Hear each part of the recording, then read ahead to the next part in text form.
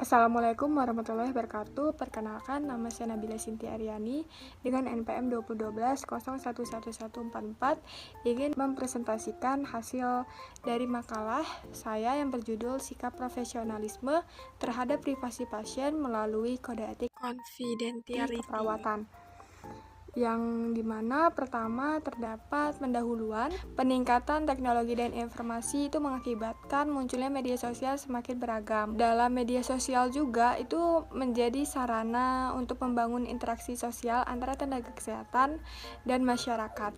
Meskipun membawa banyak manfaat dalam promosi dan layanan kesehatan, media sosial juga dapat membawa dampak negatif jika tidak digunakan secara bijaksana. Salah satu masalah yang berkaitan dengan penggunaan media sosial oleh kalangan keperawatan disebabkan karena pelanggaran kerahasiaan pasien. Pada dasarnya, setiap orang mempunyai hak atas perlindungan privasi atau rahasia atas dirinya sendiri. Oleh karena itu, terhadap privasi atau rahasia maupun bentuk pelanggarannya serta perlindungan hukumnya telah menjadi perhatian dalam berbagai perundang-undangan. Dalam pelaksanaan praktiknya, seorang tenaga kesehatan itu perlu memperhatikan beberapa hal, yang salah satunya adalah kode etik. Kode etik keperawatan merupakan suatu pernyataan tertulis yang mengungkapkan kepedulian moral, nilai, dan tujuan keperawatan. Dan di dalam pernyataan kode etik perawat itu dibuat untuk membantu dalam pembuatan standar dan merupakan pedoman dalam pelaksanaan tugas, kewajiban, dan hak perawat profesional. Bentuk pelanggaran kode etik terjadi pada seorang perawat yang membagikan foto selfie dengan berlatar pasien yang sedang mengalami luka parah. Selain itu juga terdapat bentuk pelanggaran kode etik yang terjadi pada seorang mahasiswa keperawatan Universitas Aisyah Yogyakarta pada pemasangan kateter urin terhadap pasien pria yang dinilai itu telah melanggar kode etik profesi, yang dimana mahasiswa tersebut melanggar hak privasi pasien dengan membuat konten pada media sosialnya. Berdasarkan latar belakang yang sudah saya jelaskan sebelumnya, maka didapatkan rumusan masalah, yaitu 1. Apa saja bentuk pelanggaran dan sanksi terhadap perawat yang melanggar kode etik keperawatan, dan yang kedua, bagaimana cara mengantisipasi pelanggaran kode etik keperawatan. Selanjutnya ada C, pembahasan pada poin pertama, yaitu bentuk pelanggaran dan sanksi terhadap perawat yang melanggar kode etik keperawatan. Pelanggaran kode etik keperawatan itu dibagi menjadi 3 kategori. Yang pertama ada pelanggaran ringan, pelanggaran sedang, dan pelanggaran berat. Sanksinya juga dapat berupa sanksi administratif, sanksi perdata, sanksi pidana, maupun sanksi moral. Dan di masing-masing kategori pelanggaran tersebut itu mempunyai sanksi yang berbeda-beda yang diatur secara internal maupun keorganisasian dari Persatuan Perawat Nasional Indonesia atau PPNI. Setelah itu terdapat bentuk pelanggaran kode etik yang sudah dijelaskan sebelumnya di latar belakang. Yang pertama itu terjadi pada perawat yang bekerja di Puskesmas Blega, Kabupaten Bangkalan. Ia membagikan foto selfie berlatar pasien luka berat di media sosial. Perilaku perawat tersebut itu merupakan bentuk sikap mengekspos rahasia keperawatan atau confidentiality dan pengingkaran terhadap hak pasien atas data medik dan privasi medik. Confidentiality merupakan salah satu kode etik profesionalisme dalam keperawatan yang bermakna kerahasiaan. Maka perawat dalam menjalankan profesinya itu harus menjunjung tinggi asas profesional dan etik yang dimilikinya. Karena aspek etik ini penting sebagai dasar dalam membangun hubungan yang baik dengan seluruh pihak dalam memberikan pelayanan. Foto yang menunjukkan kondisi pasien kemudian dipublikasikan ke media sosial itu dianggap melanggar hak privasi pasien, yang dimana undang-undang telah menyusun hak pasien dan menyatakan bahwa kewajiban profesional kesehatan untuk mengambil potret diri tanpa persetujuan pasien sangat tidak etis dan dapat dihukum karena melakukannya. Menyadari masalah tersebut dan tidak melanggar hak pasien merupakan tugas profesional kesehatan dan dapat ditinjau dari perspektif hukum. Kasus tersebut melanggar beberapa undang-undang, yang diantaranya yang pertama Undang-Undang Nomor 23 Tahun 1992 tentang Kesehatan, Pasal 53 Ayat 2 menyatakan bahwa petugas kesehatan berkewajiban untuk mematuhi standar profesi dan menghormati hak pasien dalam melaksanakan tugasnya. Salah satu hak pasien adalah hak kerahasiaan medik. Dan yang kedua, Undang-Undang Nomor 36 Tahun 2009 tentang Kesehatan, Pasal 57 menyatakan setiap orang berhak atas kondisi kesehatan pribadinya yang telah diteruskan kepada pemberi pelayanan kesehatan. Dan yang ketiga, Pasal 32I Undang-Undang Nomor 44 tentang Rumah Sakit menyatakan bahwa hak pasien untuk mendapatkan privasi dan kerahasiaan pasien yang diderita termasuk data medisnya.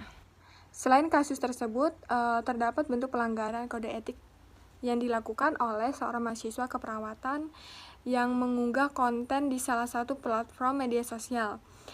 Ia membagikan sebuah video singkat yang dianggap bernada pelecehan seksual. Unggahan video tersebut itu menjelaskan bahwa seorang mahasiswa keperawatan memasang kateter atau alat saluran buang air pada pasien pria yang seumuran dengannya. Terkait konten yang dibagikan mahasiswa keperawatan tersebut telah menyebarkan informasi mengenai penyakit pasien tanpa sepengetahuan pasien yang merupakan perbuatan melawan hukum. Pasien pun dapat menggugat maupun menuntut ganti rugi, bahkan yang menyebarluaskan dapat dituntut hukum pidana. Undang-Undang Nomor 44 Tahun 2009 tentang Rumah Sakit tentang hak dan kewajiban pasien, Pasal 29 ayat M menjelaskan rumah sakit wajib melindungi dan menghormati hak dan pasien. Selanjutnya, dalam ayat I dijelaskan bahwa pasien mendapat privasi dan kerahasiaan penyakit yang diderita termasuk data-data medisnya. Setiap orang berhak untuk tidak mencampuri urusan pribadinya oleh orang lain tanpa persetujuan. Dan yang kedua, itu cara mengantisipasi pelanggaran kode etik keperawatan.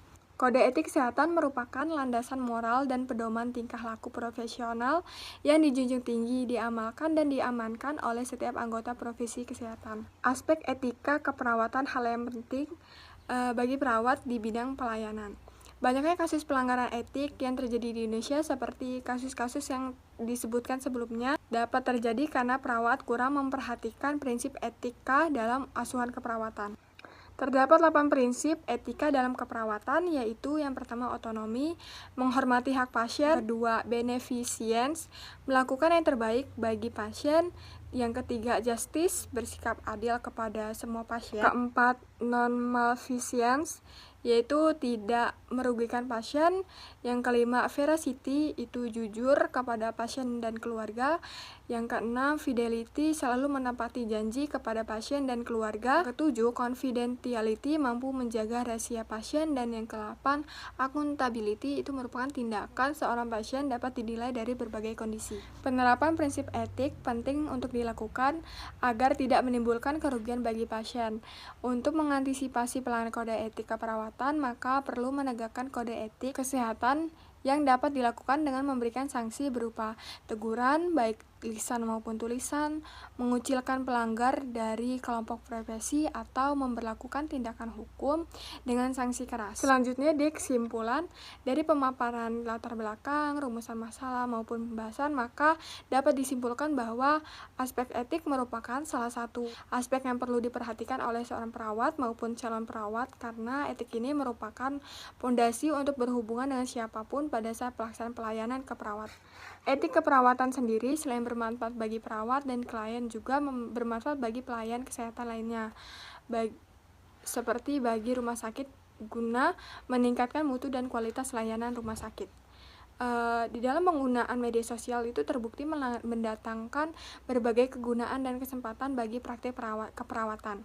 Penggunaan media sosial terbukti mendatangkan berbagai kegunaan dan kesempatan bagi praktik keperawatan. Sementara itu, pemanfaatan media sosial pun juga dapat bernilai sensitif terhadap penyebaran informasi yang tidak etis dan memerangi kode etik. Maka dapat dilakukan upaya untuk mengantisipasi pelanggaran kode etik keperawatan. Itu perlu menerapkan prinsip etik keperawatan dan menegakkan kode etik kesehatan yang dapat dilakukan untuk memberikan sanksi berupa teguran, baik lisan maupun tulisan, mengucilkan pelanggar dari kelompok profesi, atau memberlakukan tindakan hukum dengan sanksi keras yang sudah disebutkan di pembahasan tersebut, yaitu sanksi dapat berupa sanksi administratif, sanksi perdata, sanksi pidana, maupun sanksi moral. Demikian hasil presentasi dari makalah. Terima kasih. Wassalamualaikum warahmatullahi wabarakatuh.